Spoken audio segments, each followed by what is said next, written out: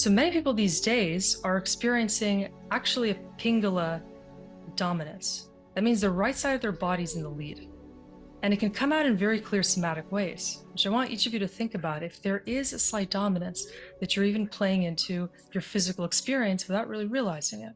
So if you feel sometimes too much exertion on your right side, literally involving your right hand and every aspect of your body, if you ever feel overexertion or this part of your body is more tired or it's more in control, it might actually have to do with a postural or structural imbalance. Maybe you're trying to physically dominate through your right side, and it comes through in some kind of a somatic leaning forward, trying to prove something, trying to be in control, trying to literally dominate more through your mind and through your thinking patterns, which means you're quite literally abandoning the intelligence of this Ida component, your left-sided intelligence and lunar aspect. So if that's playing in, you subtly start to hijack one or the other component. You might not even realize that your self is built around this dominance or overexertion of either Ida or Pingala. And it could be also something that does not correlate with your physical gender.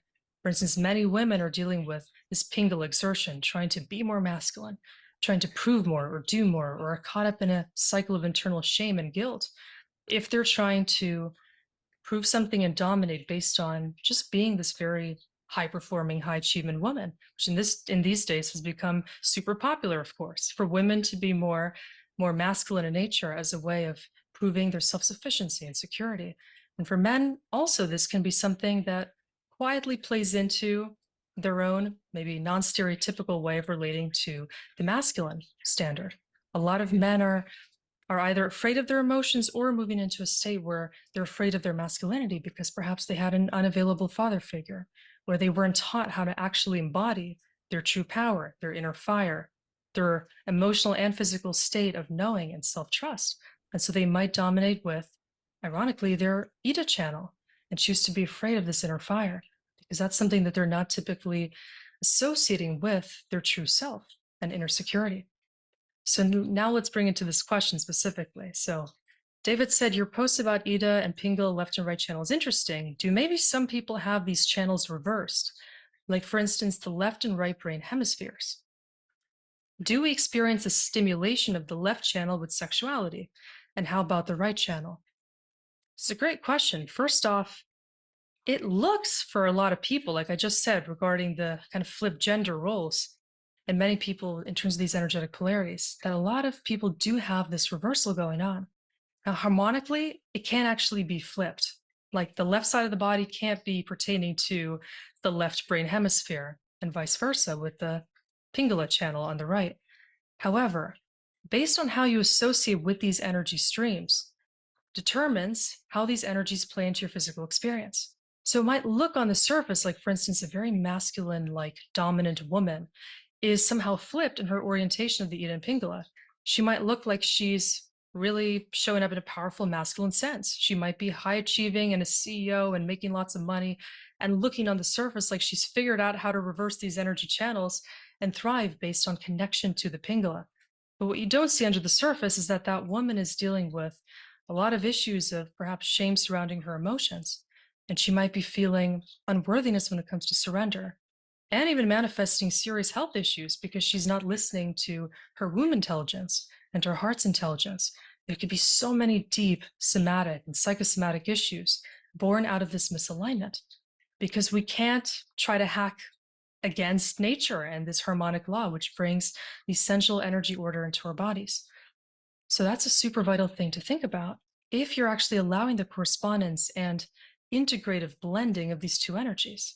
Because if one or the other dominates, you are in for some kind of a disastrous encounter with this truth that you're fragmenting away from. And so think about if you are trying to dominate in one or the other, why that is.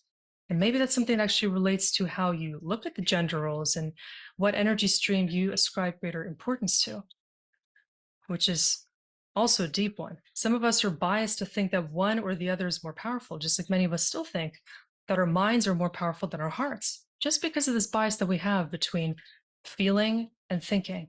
Or if we don't want to trust our knowing and give ourselves to this more intuitive Ida channel, we might want to move ourselves into this Pingala, overexertive, state where we're running into life and we're trying to look for ways to involve ourselves to feel a sense of safety and security, really that leads to materialism and to a hyperfixation on performance and attachment and evidence-based creation of reality, as opposed to really leaning into yourself and feeling if there's harmony present, because all parts of you are balanced and you're feeling a real state of awareness lead the way. So yeah, that's the first part of the question. Now, you also asked, do we experience a stimulation of the left channel with sexuality? There's also a nuanced thing. So it might seem like if the Ida channel pertaining to the divine feminine aspect, if that's so in touch with feeling, then that's the thing that we evoke through sexuality. But that's only evoked if you're approaching sexuality in a really devotional, internalized way. So, in cases of tantric union or being really connected to somebody subconsciously through the heart, through the feeling state, you're going to be experiencing this kind of internalized erotic energy exchanged in the relationship. And that's a sexuality that comes through a real state of allowing the feelings to lead the way. But of course, in most cases, unfortunately, these days, the other thing plays in more. The externalized eros, seeking sexuality as more of a performance based desire to come into a state of pleasure and to choose to attach to somebody to bring yourself an experience, which is completely external in nature. And then there's a third department also. When the Ida and Pingala are in a perfect state of balance, there's that alchemical union that begins to come into the field. And that's where the Sushumna, the central channel in the system, becomes activated. So you can imagine it almost like the two snakes or the two energy currents hugging themselves, coming into a state of this close alignment. And then this central pillar takes over and allows for a truly integrative, cohesive experience. That's the ideal case scenario. And that's what happens when tantric union is achieved, either within yourself or with somebody. It doesn't actually have to be just in the context of, say, a twin flame relationship or, a divine union with a soulmate. You can definitely achieve this kind of tantric union within yourself just by choosing to really value and honor the differences and unique qualities of both the Ida and the Pingala channel. When you allow these to work together and to cooperate within you to bring you the feeling of inner security and deep emotional understanding and peace, then you're essentially marrying the masculine and feminine within yourself and coming into this beautiful divine alignment where you feel that bliss, you feel the joy, and yet you're not attached to sexuality or to anything else for that matter to bring you that sense of alignment and like a performance-based outcome that brings you success. So that being said, you can definitely experience stimulation of the left channel with sexuality, but if it's kind of performance-based or based on the external partner bringing you that sexual satisfaction or gratification, that's actually going to be your Pingala, the right channel. So it all has to do with the intention. If you're more rooted in what's happening in the inner plane, and if you're really feeling with your heart and allowing these deeper soulful intentions to guide the way, your Ida channel is going to be more dominant in the experience than the Pingala. But ideally, if you allow for the crossover, meaning inner intention meets outer experience, and you manifest and create based on the real desire to hold space for the inner self, for the inner child, if you will, for your true self, and deepest, most integrative intentions, then you're going to have the Sushumna bring divine balance and alignment in all parts of your life. So that's, I'd say, a very different approach than what most people take, since many are so focused on leading the way based on what they think they want. And that's coming from already an overdominance of the Pingala, looking to reality to try to figure out what do I need to change or manipulate in the physical in order to achieve the success and idealization that I want in the internal. But in that, you try to take a shortcut away from the most important finding, which is why are you even seeking that? And what are you trying to run away from if you're not starting in the inner plane and trusting that you can create this divine union within yourself just by feeling and thinking and really listening to yourself and this innate intelligence with the most wisdom and intuition. But I want you guys just to think of DNA in a very metaphysical way. Like try to see your entire being, organism, as a musical instrument, literally a carrier of harmonic consciousness, because you were built from that. And we all came from a morphogenetic field, which is inscribing our cells, our organ systems, every part of us with this program for creation, for the life cycle. Our DNA is the main conductor of this. It's sort of the interface between the physical form and this morphic field, and all the other fields in reality that either lead to the expansion of DNA potentiality and greater coherence, or the fragmentation, like the foods you eat, like the music you listen to. If it's not coherent, and if it's entraining you to a state of dissonance where you lose connection to that sacred quality inside yourself, that dissonance will literally collapse DNA potentiality and keep you in this bound, dense, double strand potential. We all have higher strand potentiality. And I feel this is one of the biggest twists that modern science has created, which is secluding us to the 5% of the genome. As they say, that 95 to 98% of genomic potential is this junk DNA. Well, what really is junk DNA? It's that encoded harmonic potential of our true fields, our true origin. It's our past lives. It's our ancestral wisdom. It's our soul's harmonic capabilities. It's where telepathy is stored. It's where higher dimensional abilities are kept. It's where our gifts can be really tuned into. So all the memory fields of universal consciousness are literally stored in this encoded higher strand DNA potential, which is in the junk DNA, which is just rearranged, still dormant DNA potential. But imagine that the two strands of DNA, which are primarily creating the physical template as it stands, are like the melodic strands. So they're playing the main music that comes to organize your physical system. Everything else are like the silent overtones. So they could be brought into resonance if you learn to play your DNA like an instrument and start to sound this music of your true soul's coherence. But to come into contact with that is really to start to see that your DNA is this spiralic antenna. It's part of the quantum oscillation system that your whole consciousness is entrained to. And it's communing with the higher field of consciousness, the entire quantum sea, your own morphic resonance field. So that's your soul's potential, your own program, your mission, where you come from, who you really are on the deepest level. All the questions that you have are in some way tied into actually the music of your DNA, which is inside you. So that takes like seeking, within instead of outside yourself to a whole new level. You literally have a fractal of that code inside yourself. But when you're receiving information, it comes through primarily the form of electromagnetic frequencies or scalar energy, which these introns in your DNA are receiving. And the whole thing is beautiful because if you look at it as like a quantum crystal, you can feel into how that there's actually water around this electromagnetically charged DNA system. And the water creates the conductivity, which means you have like a liquid crystal inside of you. And that crystal is charged by everything vibrational that enters your reality, which you control. This is how you're the composer. It's all about the way that you treat your inner system and how you perceive yourself, that this ends up being played. So this is why people are always talking about meditation and different kinds of mantras and chants, and actually why in the past the ancient temples were designed to hold such a coherent harmonic structure, because when you're there, you can remember how the music of your DNA is played.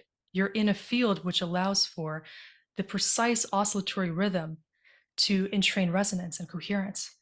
That's how the original function of the temple was, to find divinity within yourself, not outside yourself, but actually to remember you are a fractal of the divine architecture. And it's actually not cubic, kind of fixed, masculine coded architecture. It's feminine coded because the DNA is built on the phi ratio, the 1.618, which is the language of galaxies and sunflowers. And it's really the universal spiral. So it's all about coming into yourself to allow for this curvature to open up further and to allow for your own DNA to begin to sing when you start to recognize internally what is your own rhythm that allows for resonance and decompression. So if you are, for instance, living a life where there's a lot of stress, a lot of dissonant signals, a lot of fear, shame, think of any of the trauma that can still live in your physical field imprint. That's like a wall or a ceiling that you place on your DNA potential. It can't sing. It can't allow you to access high level overtones because you're confining yourself to what's been inscribed as the highest point of your physical expression. And for as long as you believe that, you can't access this higher strand DNA potential.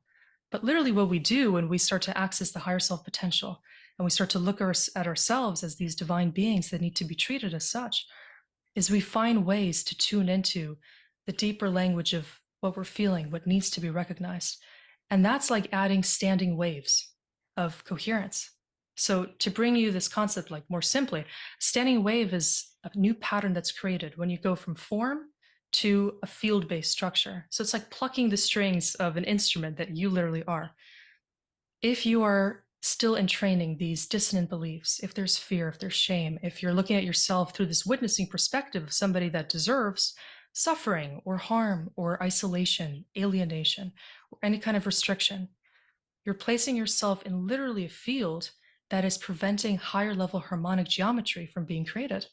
And so you collapse those potentials and you keep yourself literally in this rigid body, and your DNA, for that reason, is going to be coded to vibrate at this wavelength of that fear. And so your DNA begins to conduct even more of that potential. And that's not even just from your own field. That's, like I said about the beauty standards, it's literally connecting you with a field in this physical time-space matrix, which is making you feel fear because you begin to see it in the news, you see it on social media, and you feel like you're trapped in this matrix of your own mind in which all the possibilities affirmed are those that you're affirming to yourself. And your DNA is part of this instrumentation that's regulating this closed loop. So as soon as you want to change that loop, recognize that these are the musical chords that you're playing, because you're still entertaining these programs of the shame, restriction, limitation. You're essentially blinding yourself to a reality that you don't want to be in. To reverse that, start to feel into what are these higher level possibilities that you want to feel.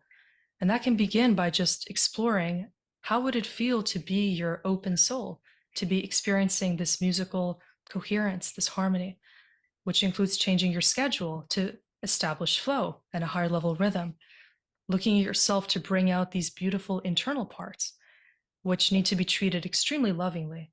It's all about the self-image, how you relate to yourself, how you treat your energetic body. Through food, through dance, through music, everything becomes an intentional ingredient, which is literally reconfiguring your DNA to tune into higher octave possibilities of your own consciousness. And then when that happens, all of a sudden you start to feel this density lifting. Your own field begins to purge these negative standards. And so there's a multitudinous collapsing of that, and integration process that happens. Not only is the mental field cleared, which is typically where people stop, they just try to change their thoughts or beliefs without realizing that the belief structure is connected to all these other energetic programs that need to be really fully witnessed, fully seen and understood in order to lead to a higher level transmission of energy. And from there, we can start to also receive new energy and information, because we're not just the creators of this, like we're literally the intermediaries. I feel like that's very interesting to imagine. You're kind of in the middle of the sandwich. Like your DNA is that code inside you, which is receiving, transducing, translating signals. But your higher self and higher octave parts of your own consciousness are constantly transmitting, sending you codes, giving you downloads, interesting visions, flashes, synchronicities, all this amazing material to elevate you. And so if you listen, you're like the middle component in this accordion that actually allows for the transference of energy to happen. And the ripples become intentional, and then your whole field down to your DNA begins to oscillate in synchrony and harmony. And so at that point, everything changes, and then the epigenetic shift occurs, and no longer do you express from the position of this prior program template. You literally start to see yourself as this higher self in physical form, which the next stage after that happens is typically the DNA remembrance begins to happen. The coherence is sustained enough that these higher strands of DNA and other parts of these junk DNA components come online. And without even recognizing why, you start to literally remember. That's the easiest way that I can describe it. You get clear visions, clear knowing. You're more claircognizant, clairsentient, clairvoyant. The dreams intensify. Everything becomes very multidimensional, kind of holographic. Like you see through the illusion, you also learn to interpret the illusion more clearly and see the realness behind all of it at the same time.